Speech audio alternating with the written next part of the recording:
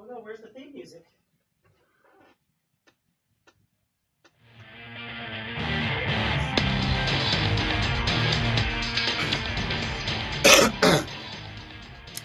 Shock Monkey Radio is entertainment for adults, by adults, and the views and opinions expressed here do not reflect upon the sponsors or FXBG Public Radio. For additional information, please refer to the United States Bill of Rights. Stand warned. I have a question, a serious question I got to ask. And when you calculate your body count, do you include yourself? Because it kind of matters to me. Because right now I'm at 4, unless I count myself, and that brings it to 5, which seems somewhat poetic in a too much information kind of way. So I was just wondering, let me know in the comments down below. Welcome to Shock Monkey Radio. I am your host, the Madman. I have a Patreon. Go to patreon.com/shockmonkeyradio. Become a patron today. I'd very much appreciate it. Or you can send me money through Cash App. Use the hashtag shockmonkeyradio, all one word. You can follow me on social media over here. Some of you may be watching live on the YouTubes, which we've been doing, every week for years now. So some of you are watching there, but we're streaming on Facebook now too. So we'll see how long that lasts, especially when I do jokes like that. And so, the reason I do stuff like that is you kind of scare away the timid, because we're going to be talking about some heavier stuff coming up. So you scare away the timid, and it's like, oh, Madman, don't you want everyone to find your videos relatable, accessible, and enjoyable, so that you get more subscribers, more views, and therefore can make more money on YouTube and stuff like that? It's like, no, not really.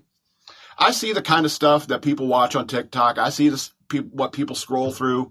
I'm happy with my 200 some subscribers. Your boos mean nothing. I've seen what makes you cheer. You know what I'm saying? The kind of nonsense that is out there on YouTube, that is out there on TikTok, out there on Instagram, and that have millions of subscribers, I'll never understand, and I don't really want access to those kinds of people. So sometimes I make nasty jokes to scare off the timid. All right, how do you like this background? Sometimes I get lazy when doing AI, and that's kind of the problem with AI, is you get lazy about it. So I took the logo and I fed it into Grok, and I said, make this look like a hood ornament on a luxury sedan. And after many failures, this is the best thing it's spat out. And the only thing I like it is because it kind of looks like the monkeys humping the car. Scare away the timid. I don't know what kind of car it is, but it's pretty hot. Speaking of hot cars, I was driving past a car show the other day, and I was thinking about the car show, and I was like, you got the picture of that 69 Charger? Oh, yeah. That beautiful, beautiful car. And I was driving past the car show, and I was thinking about it. I was wondering are there people like weirdos that hang around car shows, like rubbing up against your car? Like, I tried to think of the sexiest car I could think of, and this is what I came up with. And that is a sexy car, but I'm telling you, I get no sexual twinge for it. You know what I mean? And so there's got to be kind of like pervs and weirdos hanging around car shows, and you're like, hey, you again? What'd I tell you about rubbing up on my car, man? It's just such a beautiful Charger, man. It's like, why are your hands in your pants? Seriously, dude. How many times I got to tell you? Every year we do this car show, and every year you show up and rub on my car. Do you think that's really a thing that happens at car shows? Is it kind of like the catch-22 of owning a sexy car? You got weirdos feeling like you leave it in your driveway, and you come out in the morning, and like a couple of guys scatter off into the bushes. What the hell are you doing to my car?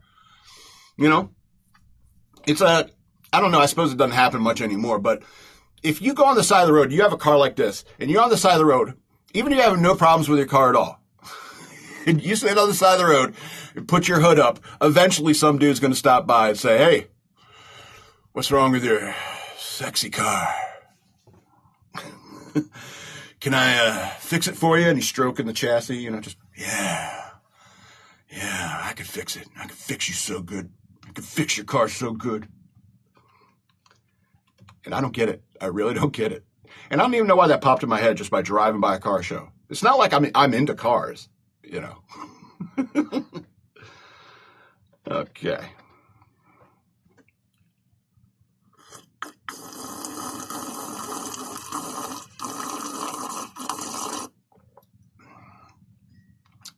Hope that wasn't off-putting.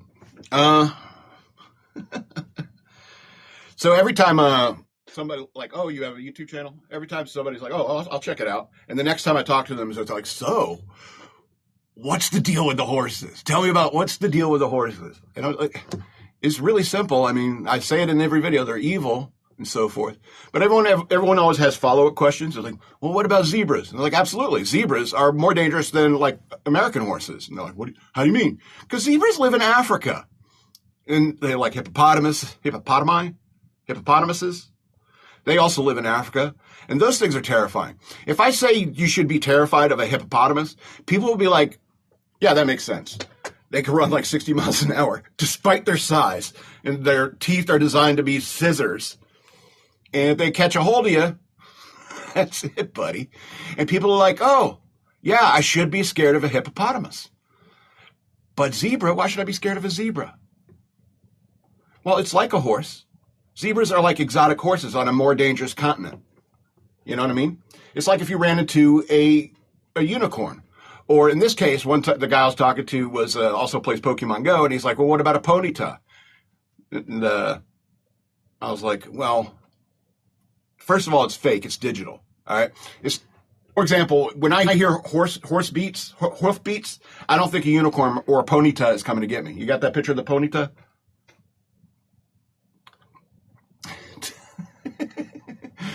And I have one like this. It's a rapid dash. And he's like, aren't you scared of horses? And why do you have a rapid dash? And I'm just like, because first of all, it's fictional. It doesn't really exist. And it's kind of like Batman. You know, the bats scare me, so I want to use the bat to scare my enemies. It's kind of like that. You know, after all, it's not like I'm really breeding any horses. It's not like I'm really feeding any horse. And so he asked me, okay, well, ponytas are like, you hate them as well. What about like donkeys and mules? It's like, how do you not get this? Yeah, anything like that. Anything horse-like. And I told him about like fictional, like the fire mares from Krull. You know, terrifying. They're like ponytas. You know, the fire mares. And although I may have nightmares about horses and fictional horses, I'm not really scared of them. And then he's like, well, what about giraffes and giraffes, regular giraffes? It's like, yeah, they're horse enough like. And so I got to like create this whole list of animals to dislike. And sometimes I'll bring up something like a hippopotamus or an elk or a moose. And they're like, why would you be scared of an elk or a moose? It's like, do you know what rut is? When the end of the season's closing up and the thing's like, I'm going to die, I'm never going to have kids, and my life is completely meaningless. Ow, that hurt my feelings. And they start going crazy and attacking everything. And these are like 600-pound beasts, you know, knocking over your truck. And you're like, it's unreasonable to be scared of horses and elk and buffalo, freaking hippopotamuses. You know, some fear is justified. Ah! Why'd you do that?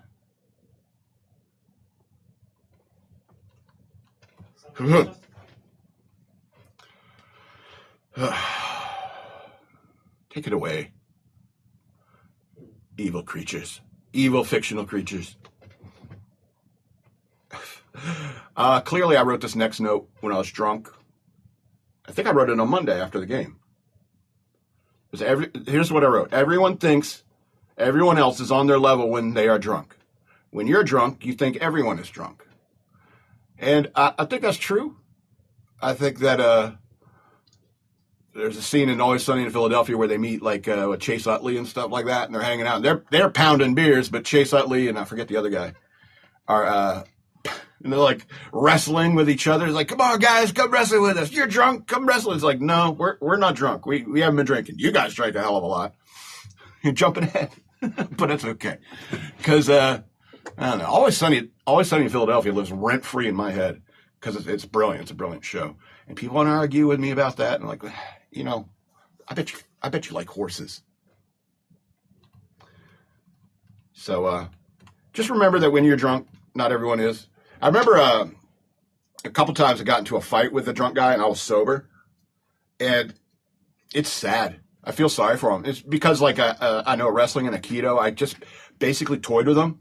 You know, he's throwing like, you know, punches like that. And you're just like, what are you doing, dude? And I just briefly grab his wrist and like toss him a little bit. It's like, please stop doing this. You know, and it'd be like 5 minutes of this guy drunkenly trying to come at you. And he's just like, step aside, dodge, parry. And you're like, yeah. And I don't want to kick your ass because it'd be too easy. And the problem is that when you're that drunk and you're that belligerent and ready to fight, it's like you think you're going to win because obviously your opponent is exactly as hammered as you are. Because that's your perspective with your beer goggles. You know, it's kind of like thinking you're able to sing. I can only sing when I get like 3 or 4 drinks in me. Well, no. Actually, that's not true because you're up there going, you sound like Iron Butterfly. In the garden of Eden. You know what I mean? You think you're good. It's like, shoot, what was it? It's like, you think everyone understands you. Like, you could be slamming your words like crazy. You know exactly what I'm talking about, right? And people are just politely, yeah, totally. And the good news is everyone's got a phone these days, and so if you think your friend has a problem with alcohol, just videotape them while they're drunk and show it to them when they're sober. They'll dial it back at a notch. Did I? Oh, okay, I see. Yeah, I skipped a part. I skipped the Alanis thing. Oh, we'll go back and do that right now. So I was thinking about an Alanis Morissette song. There's like there's a line, I forget which song it is. It's a great album, Alanis Morissette, Jagged Little Pill. Real work of art. And and there's this line that says, "Why are you so petrified of silence? Here, can you handle this? Did you think about your bills, your ex, your deadlines, when you think you're going to die? Do you long for the next distraction?" And it's a very poignant line. It's obviously written by an intelligent young lady. And you can say what you want about Alanis Morissette, but at the time All I Really Want is the song. Thank you, sir. All I really want is some justice. Yeah, great lyrics in that song. All I really want is some justice. Oh, yeah. But that noise she makes, you know.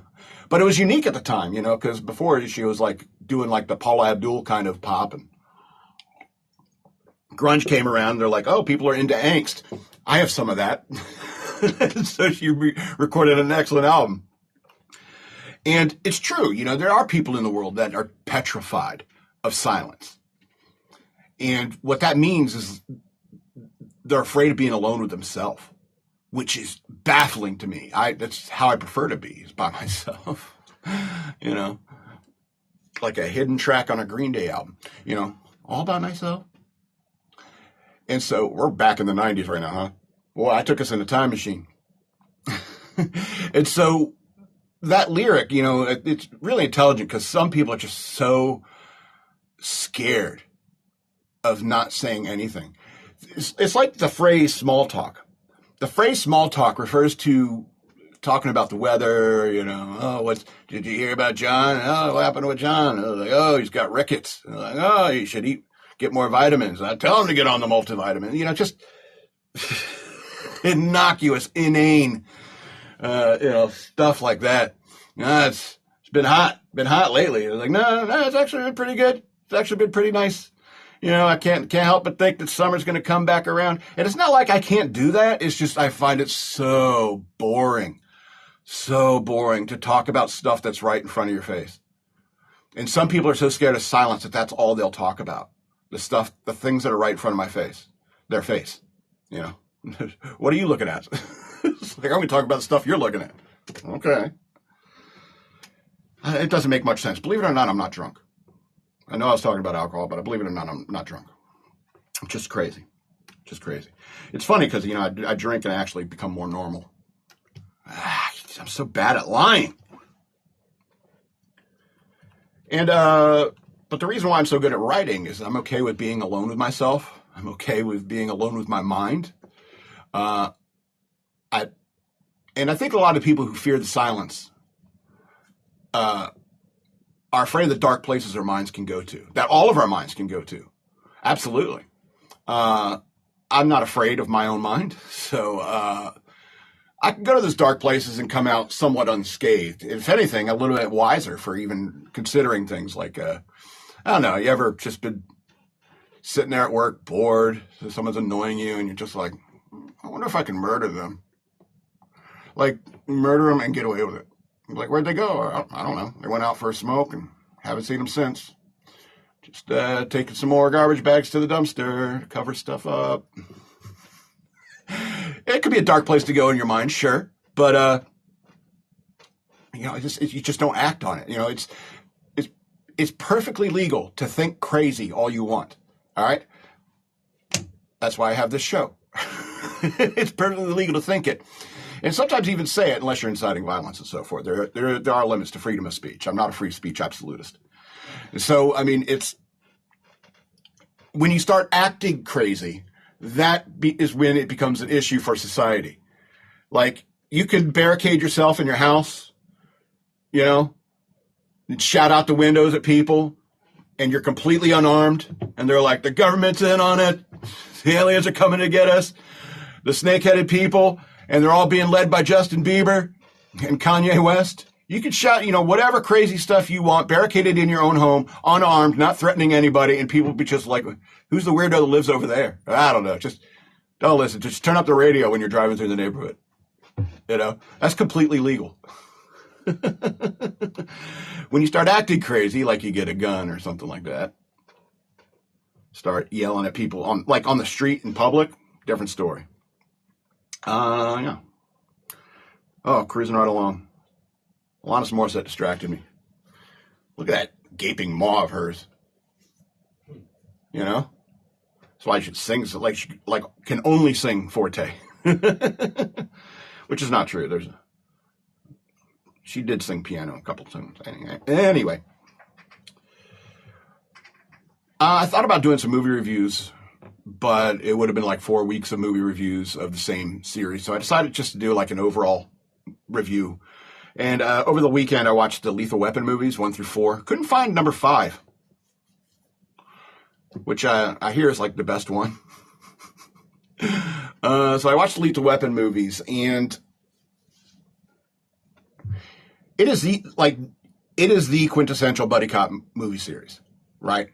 Every other buddy cop movie that is made before or since, in many ways, wants to be like Lethal Weapon. And why is that? It's because they had 2 excellent characters, and that's like kind of when it comes to buddy cop, you need 2 excellent characters. You need a grizzled ex-Green Beret, crazy Vietnam vet who lost his wife and is about to end it, you know, loose cannon, and the older, sturdy family man, Roger Murtaugh. You know, you pair them up. And of course, you know, there's going to be conflict between them because, you know, any 2 guys who have to work together, they're going to have conflict between them. I don't like the way you do things. I don't like the way you do things. I'm getting too old for this shit. You know, so it's going to be like that, you know. But over the course of the series, you see like their friendship develop, their mutual respect develop. And that is kind of the model for every single buddy cop movie ever made. You can pull up that Always Sunny pic now. Oh, that's one you want? Yeah, with from the still from Lethal Weapon 5, which I have a hard time finding. Oh, that's what that is. That's what that is. Yeah. So. Well, you mentioned Always Sunny earlier. So you thought, you jumped ahead. I get it. Yes. But yeah, okay. This is the still I'm doing for the Lethal Weapon because I miss 5. I thought that was a really good movie. So you see this buddy cop drama developed, and there's a couple really good scenes that shows like their friendship and how they like look out for each other. But my favorite scene is when I think it was in 3 or 4, 3 maybe, where they're getting suited up to go on patrol, and Murtaugh's putting his pistol in the holster, and it goes off. And Riggs starts acting crazy, like banging around, knocking over lockers and stuff like that. I go, I'm crazy, I'm crazy, Riggs. And they're like, yeah, whatever, man. We thought we heard a gunshot and stuff like that. And he's just covering for Murtaugh. And then after everyone just turns their back and like, okay, whatever. And they turn around and leave them there alone again. There's a scene where they stop and they look at each other, and just this very good knowing kind of look. Richard Donner's a hell of a director, you know. The accolades he gets, he's worthy of, because, like I said, the Lethal Weapon movies are the quintessential buddy cop movie. I think where they screw up in the Lethal Weapon series is like Joe Pesci and Chris Rock. You don't need to add. How dare you? Yeah, I know. There's a ton of people who are like mad about that, particularly if they're short Italian guys who are mad. How dare you again? EK's still mad. They're like, oh, Joe Pesci belongs in every movie. He's like, no, he doesn't. Because, especially in these movies, Joe Pesci was extremely grating to listen to him and experience him on screen. Chris Rock being Chris Rock is, I don't know, it's always... Bobcat Goldthwait? Pesci? Huh? Bobcat Joel? Gold Pesci? I don't know what you're trying to say, man. I'm glad you don't have a mic in there. They can hear me. Oh, they can hear you? Oh, yeah. Oh, okay. Can you make out what he's saying, people? I can't check the chat. But I wonder if we're still going on Facebook after all those jokes. Anyway, and as buddy cop movies go, like I said, it is the gold standard for buddy cop. But when you start adding stuff like Joe Pesci or Chris Rock, I think you don't need a third comedic element to the buddy cop situation. You can always add like a Rene Russo type of characters, like a love interest for Riggs. And obviously you got Murtaugh, his whole home family life. And like in the first movie, his daughter's flirting with Riggs. And so in the later movies, it becomes a joke, you know. The comparing scars scene was my favorite. Yeah, when Rene Russo and Riggs were comparing scars, and he's like, hey, well, you started this, you tease. And because this series was so good, and it is like the gold standard for buddy cop movies, is the reason why when Always Sunny in Philadelphia did their Lethal Weapon 5 movie in their show, was so great. Because it's not funny. That bit is not funny if the Lethal Weapon movies did not exist. All right. Plus, you have the particular brand of humor with these guys, with the blackface and just the nature of their characters. They're always bickering. It's like, no, I should play Murtaugh now. And so they'll switch roles, filming this stupid movie they're making. And Frank's financing it all, but only if I get to play the villain. Of course. Of course. And it just shows like how effective that series of movies was on the consciousness of American psyche, of the American imagination. You know, Mel Gibson and what's his name? Danny Glover, firmly fixated in your mind, you know, as the quintessential buddy cop movie. And then to the point where you're defending Joe Pesci in these movies. He's great. He's grating. Everything he says is just grating. Every time he's on screen, it's annoying. Anyway. We got 5 more minutes before we get in the news. I want to talk about this whole Cracker Barrel thing that apparently everyone on the right is all spun up about. I've been hearing about it all week. You know, sometimes like a family will come in town. It's like, oh, your aunt's coming into town. It's like, we're going to meet her over at Cracker Barrel. Really? Can we go somewhere else? And they're like, no, she really likes Cracker Barrel. And the first thing that pops in my head is, why? Why do you like Cracker Barrel? I'm not an old man who likes to sit on a porch. You know, I guess I'm just too much of a Generation Xer. Just, why can't I play Atari instead? It's like going to grandma's house and she doesn't even have a TV. You know, I'm just not interested. It's like, oh, I got this little pegboard I can play again. If I leave only 2, I'm really, really smart. You know, you got to walk through a friggin' gift shop, first of all, And it's always crowded. Always like the aisles are always crowded because you're walking through a friggin' gift shop. You know, useless, kitschy shit everywhere. I know I'm pissing off like Matt Walsh or something like that, but I really don't like Cracker Barrel. All right. Everyone's like got this one, like a kill box, really. It's like a kill zone, a bottleneck where everyone's going through. Wait staff, customers, people going to the bathroom. It's a bottleneck. There's a bottleneck at the registers, and it's tight little corners inside the country store. The gift shop, that's where you have to pay for everything. Then you got the restaurant section, which is kind of normal restaurant-y, except the menu is terrible. Yeah, the only thing I really get there is like some breakfast stuff. And even then, I'm like, this is a crappy breakfast. I'd rather go to IHOP for breakfast. And then I get in arguments with people about the best place for breakfast. You know, I'm glad that you serve breakfast after like 10 p.m. and 11 p.m. and so forth. But, you know, can I have something a little more? Anyway. So I don't like Cracker Barrel. But all of a sudden, everyone on the right's making a big fuss. You know, when McDonald's changed from its happy cartoon colors into the gray, you know, prison-looking building they become now, nobody was making a fuss. And that doesn't really bother me all that much because, I mean, it just kind of reflects the bland nature of their food. But when Pizza Hut changed to their boxy nonsense and away from the red roof logo thingy, you know, nobody was raising a stink. I was kind of pissed off about that. I wanted Pizza Hut to remain Pizza Hut. I wanted the buffets to come back because I remember I was in A school and in the Navy, and every night before a test, we'd go out to Pizza Hut to a pizza buffet, and we'd study our notes and eat pizza. We'd all get higher scores. It was awesome. I was pissed off about that. No one raised as much a stink as they are about Cracker Barrel.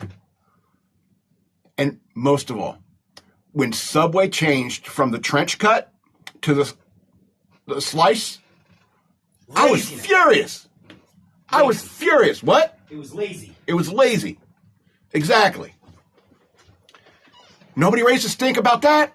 I don't know why everyone's fussing about Cracker Barrel like it's some awesome place. Oh, okay, they changed the logo and you don't like it? You took the old white guy off. And I'm like, okay, the name is Cracker Barrel after all. You know, it's funny because, you know, you'll get like black people go to Cracker Barrel and they complain about racism. And it's like, you did go into a Cracker Barrel. So it's almost like, were you asking for this? Were you looking for it?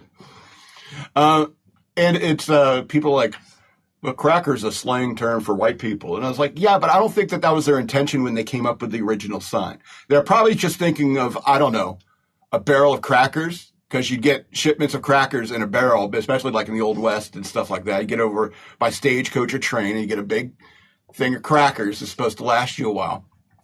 And you'd sell them out of the barrel. It's like, how many crackers you want? Stick your filthy hands in there and grab your crackers. And then when you get down to the bottom of the barrel, they're all stale and moldy at the bottom and so forth. And then you'd empty out the barrel, and the barrel becomes part of your new counter.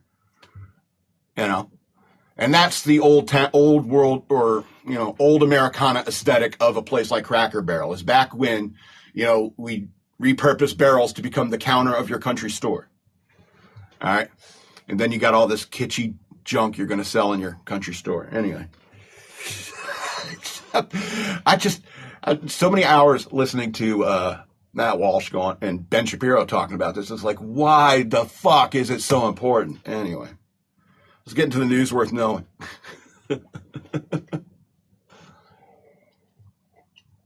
All right, this is the top news story. I may have to change a different link. If you probably already heard about this, the shooting in Minneapolis at a Catholic church, at least 2 children dead and 17 injured. I believe they're all children. It's terrible. So Minneapolis authorities said at least 2 children are dead and more than a dozen were injured Wednesday after a shooter opened fire at a mass at an Annunciation. I hope I said that right. Annunciation? Catholic school in Minnesota. Am I enunciating that correctly? Sorry. Very serious. The attacker, a man who was in his early 20s, dressed in black clothing, targeted the mass, which marked the first week of classes of children attending the school, according to the Minneapolis Police Chief Brian O'Hara. If your name is O'Hara, you have to go and become a police, right? Become a cop. During the mass, a gunman approached the outside of the building, on the side of the building, and began firing the rifle through the church windows towards children sitting in the pews at the mass.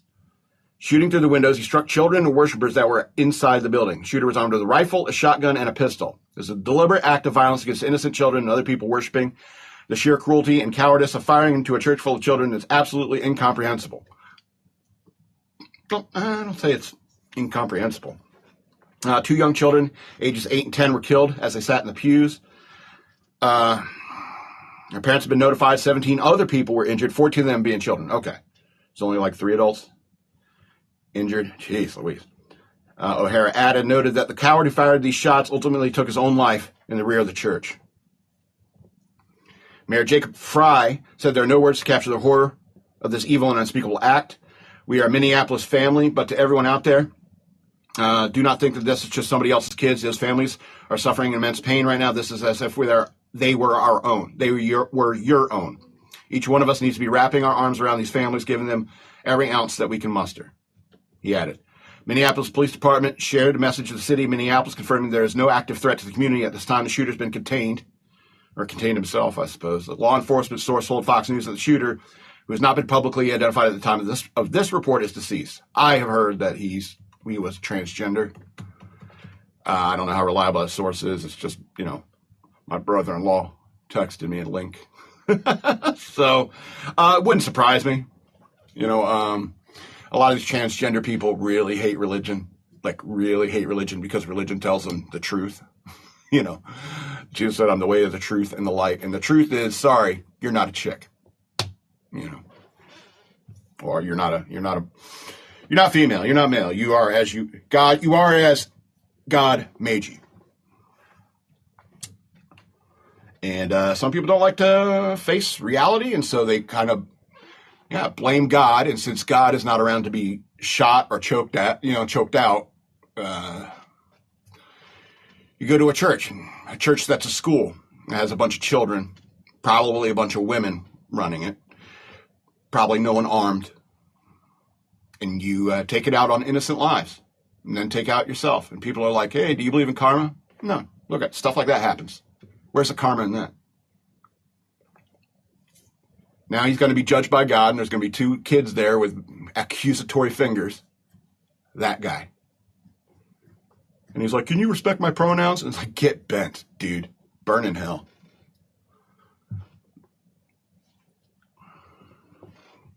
It's sad. I don't like doing sad stuff. Because if I joke, because that's the thing, when I read sad stories, like my impulse is to create a joke out of it, because it's uncomfortable.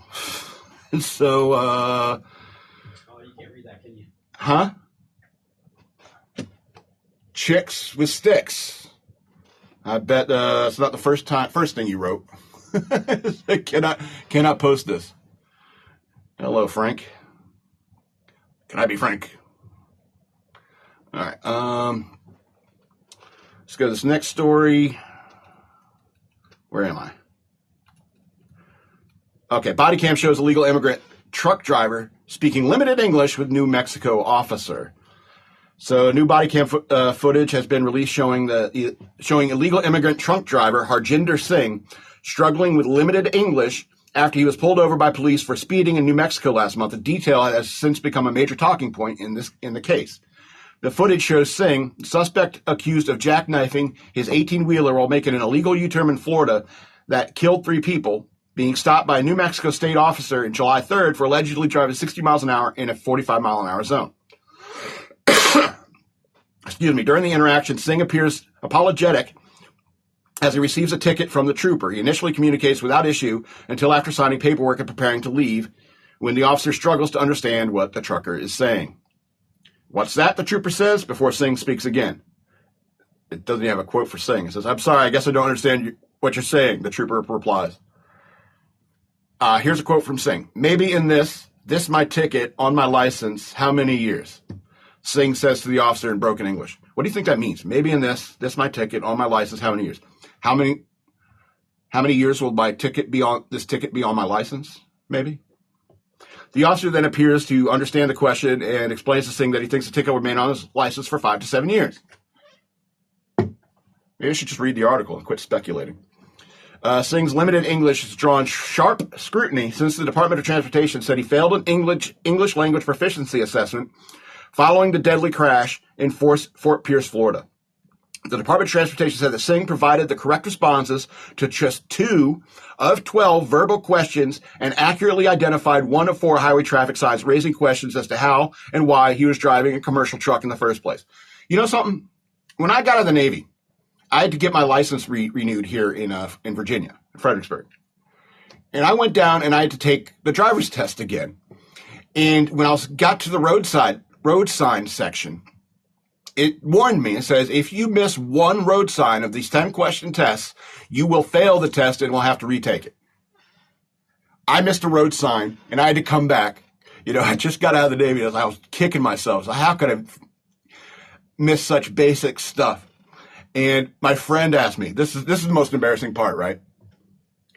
What was the road sign that you failed? Slippery when wet. And he's like, seriously, dude? You grew up in the 80s. Everyone had that Bon Jovi album. How did you screw up slippery when wet? I don't know. I guess I spent too long at sea. Forgot the road signs. I missed 1 question. 1 question, and I failed. I had to retake it until I got them all right. This guy can only identify 1 of 4 road signs, and he didn't know he couldn't make a U-turn in the middle of the highway from the far right lane. And he can barely speak English. And this is very common. You know, I remember, one night down at the mall, they had like a truck driving school. It was like just in the parking lot of the mall to get your CDL, certified driver's license to, how many tons do you think those things are? 60 tons? Driving those on the highway, you could barely speak English, can't read the road signs, can't communicate to other people. On top of that, it's like they're all immigrants. All of them.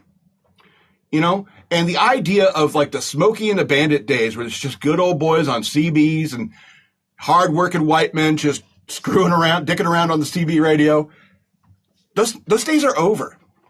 I do know some guys who are truckers, and I've heard that like truck stops are becoming filthier. All right? Filthier. Because there's so many immigrants who like have like foot washing rituals and stuff like that. So they're washing their feet in the sink, they're washing their feet in the toilet. They don't use toilet paper. They splash water up on them to clean themselves because they come from these third world nations and they're like, oh, free water. That must be to clean myself with. What's that paper for? I don't know. He doesn't know what to do with the 3 seashells. And so it's out of hand. It's out of hand.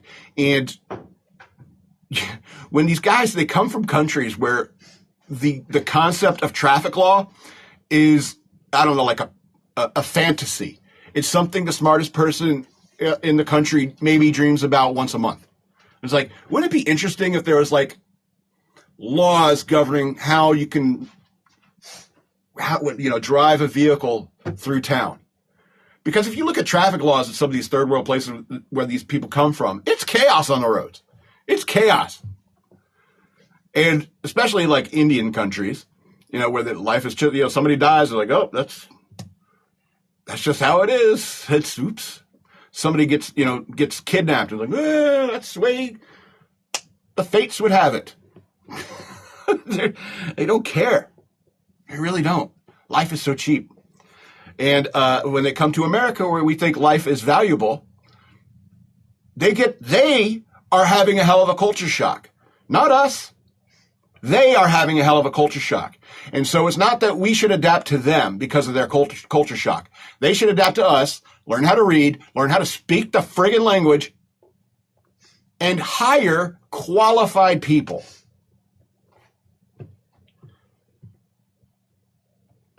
Or else people die. All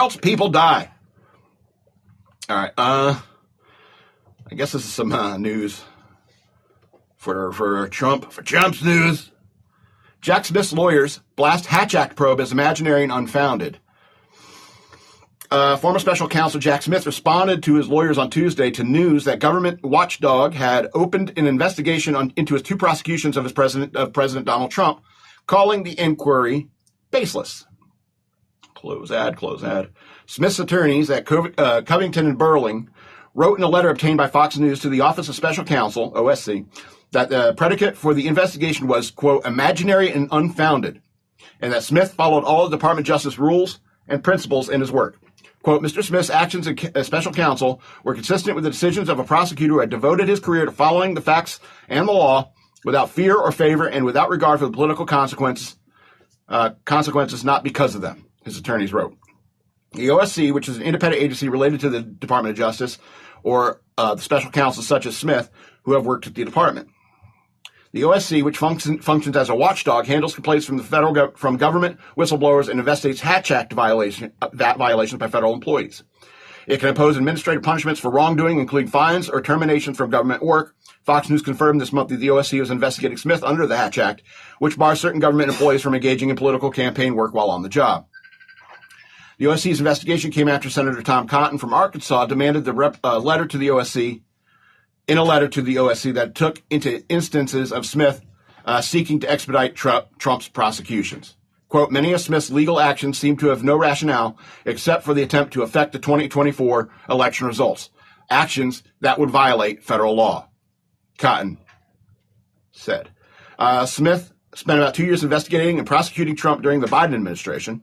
He brought 2 indictments against Trump, one alleging he violated the Espionage Act by mishandling national defense information, and another alleging he attempted to subvert the 2020 election. Smith dismissed both cases after Trump won the 2024 election and moved that aligned with longstanding DOJ policy about prosecuting a sitting president. So all of this stuff is really coming to light, how the Democrats really went after it. Like, it was a real witch hunt for Trump. And all this information is coming out and so forth. And people are like, why is Trump doing it? Sometimes people are like, why is Trump doing what he's doing? And it's like, it's because of stuff like this. You know, he was the most vilified American president ever. And I don't even think he's the most controversial American president ever. My hot take on the most controversial American president ever is Abraham Lincoln, but I don't want to get into that right now.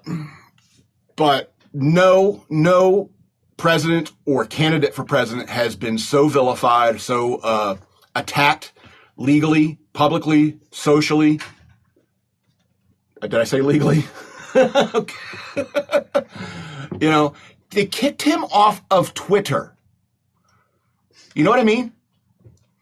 It's one thing if you're a guy who just is constantly saying, you know, the Jews suck, Jews on Twitter, and they're like, we got all this anti-Semitism stuff, man. It's nonstop. We got to block you from Twitter. No, I'm the president of the United States. We're taking you off of Twitter because you say mean things. That's literally like you don't have the freedom of speech anymore. And that argument, of course, has been going on since that happened. You know, it's like, well, the Twitter is not the public forum. It's like, yes, it absolutely is. Absolutely.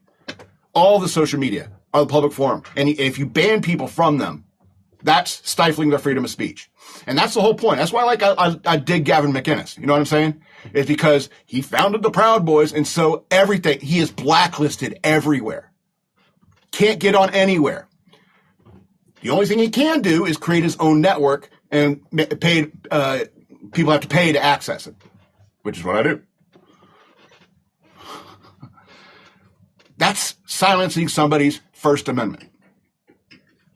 It's so incredibly illegal, incredibly vile and immoral. And you're like, we should just let it go. Hillary Clinton's corrupt. She's probably going to be dead soon anyway. What's the point? Joe Biden's probably going to be dead soon. What's the point? That's the reason why they use these old people, these old, corrupt assholes. That's why they use them, because everyone's just like, they may have, dumped a bunch of weapons on the Afghanistan, on people of Afghanistan, pulled out recklessly, caused a bunch of people to get killed, but he's going to be dead soon anyway, so what does it matter? Seriously? And so when people's like, why is Trump doing that? It's like, these people have been so ruthless. You can't turn your back on that. You got to fight them on their terms. I'm sorry. You got to fight them the way that they have been going against you.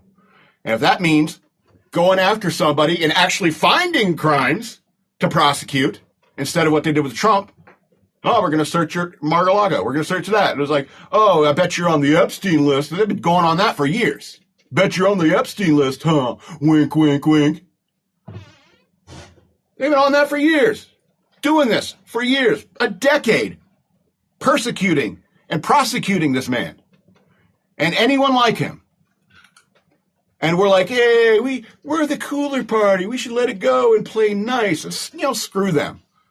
If this is how they're going to play, they're going to play with Knives Out. We should play with Knives Out too. I'm sick of trying to be the better man, the better person. I'm ready to get all Boondock Saints with it. I'm ready to get all Batman with it. Anyway, let's get into some happier stories so I can cheer myself up. So I got 3 happier stories today. So farmers install turnstiles to stop tourist invasion of popular mountain paths. I've never been to Italy. I've heard it's amazingly beautiful. So as European cities continue to struggle with surging tourist numbers, Italian farmers have taken matters into their own hands. Locals have installed their own turnstiles across the Dolomites. Forgive me, I'm not European. As influencers continue to flock to the mountain range in northeastern Italy.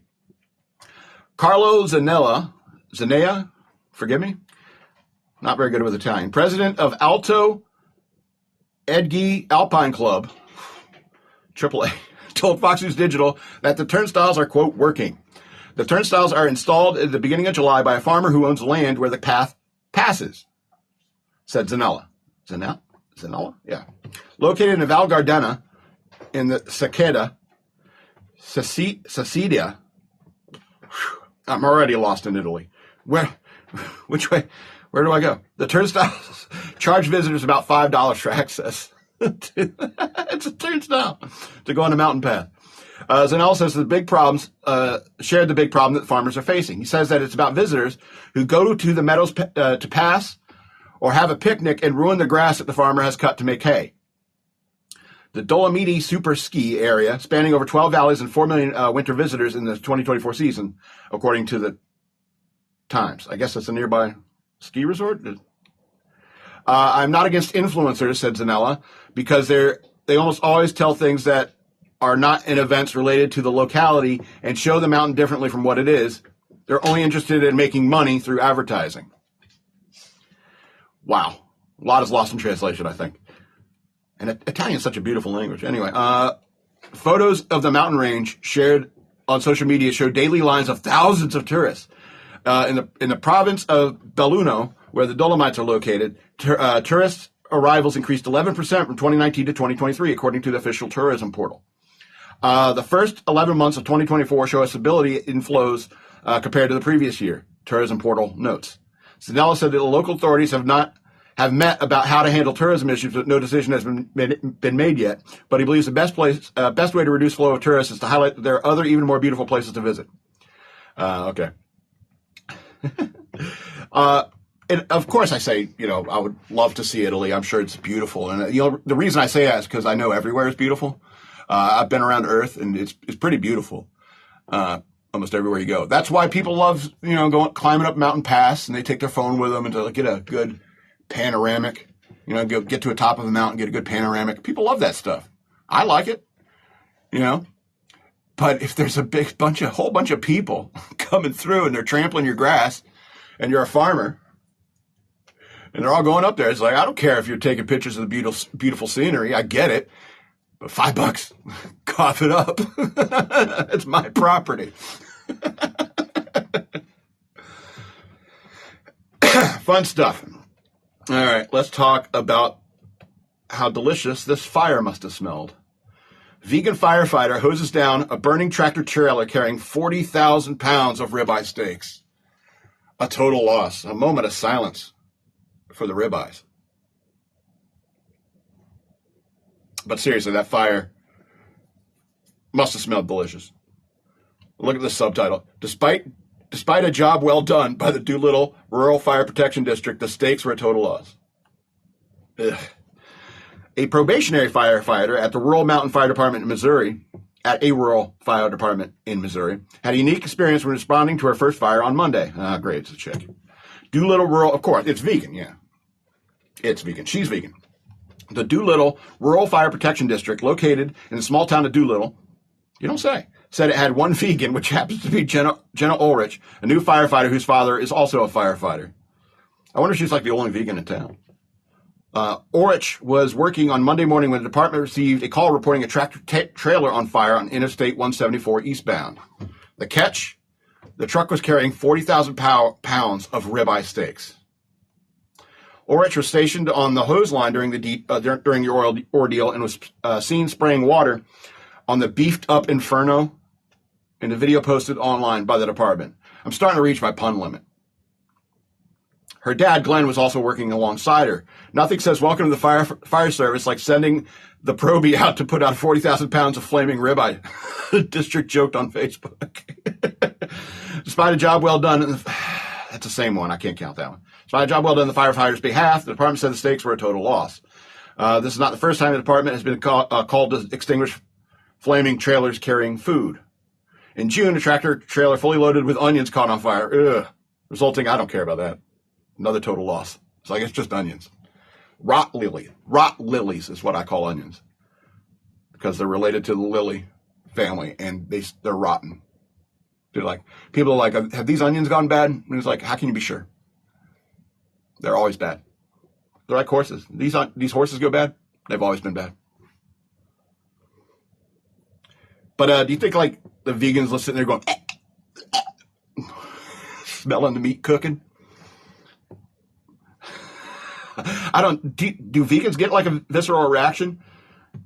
Do you think? Do they just think dead cow? Poor Bessie. Because a lot of that vegan stuff is sympathy for animals, unnecessary sympathy for animals. It's when it comes to women, it's your maternal instinct. You're like, oh, I don't have any kids, so instead of focusing on them, I'm going to focus on the animals. I have my pet.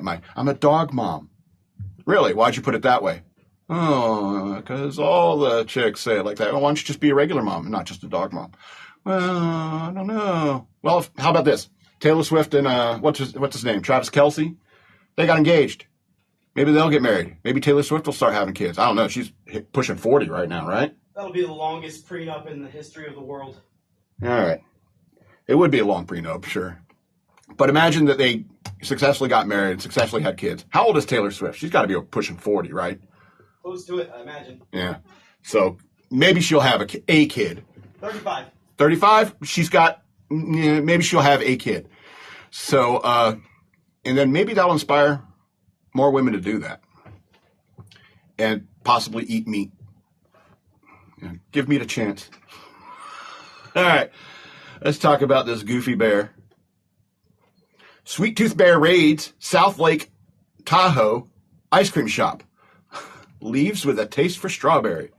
I think he probably already had a taste for strawberry, right? That's probably why he was attracted to strawberry ice cream, because he was like, oh, I know what that is. The shop sustained a little damage and required minimal cleanup after the bear's early morning visit. Very tidy bear. Big brown bear. Bear was discovered satisfying its sweet tooth behind the counter of ice cream parlor in California, Resort City in Lake Tahoe last week, authorities said. Deputies responded to an ice cream shop at Camp Richardson in South Lake Tahoe in the early morning hours of August 17th and found a large bear, the El Dorado County Sheriff's Office said in a Facebook post on Tuesday. The deputies could barely believe their eyes when they saw a large bear behind the counter of the shop, the sheriff's office wrote in a post. Photos show the bear, who the sheriff's office nicknamed Fuzzy, standing behind the parlor's counter. As if he were an employee waiting to serve the responding deputies. That would be something, right? Hey, Tom. Hey, $10 says you go in there and place an order with the bear. All right, man. All right. Yeah, let me have a ice cream sundae and a banana split. I guess charge it? I got my card. Called it Fuzzy. All right, Fuzzy had already sampled the variety of flavors before the deputies could arrive and shoo it away. How did they do that, though? The sheriff's office said he preferred one sweet treat, preferred the strawberry, I guess.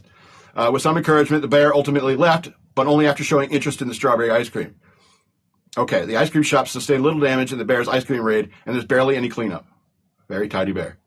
Camp Richardson is a 128-acre resort in South Lake Tahoe, about 66 miles south of Reno, Nevada.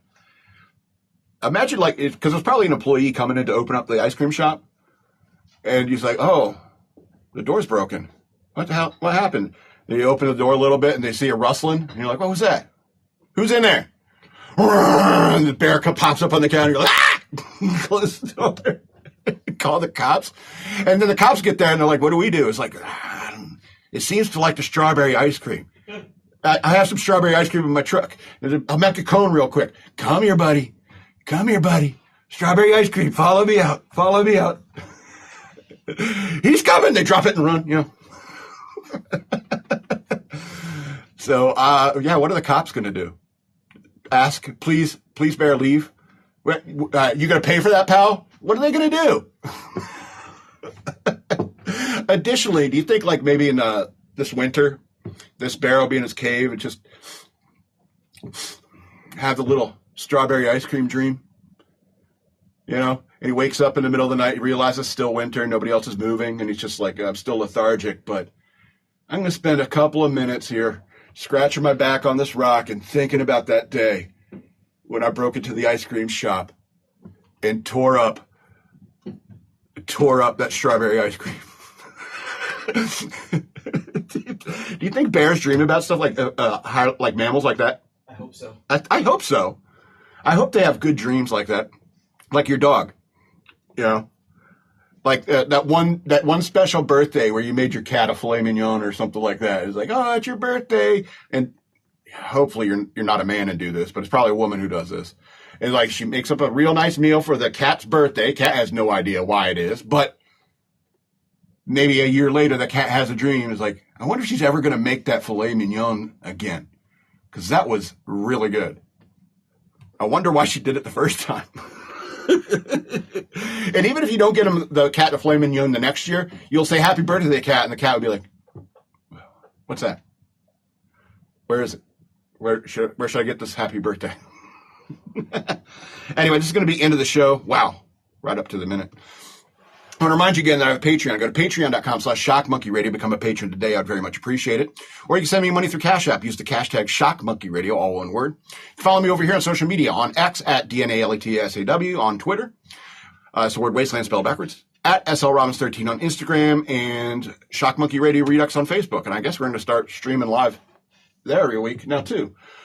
So this has been Shock Monkey Radio. I am the Madman, and I love you.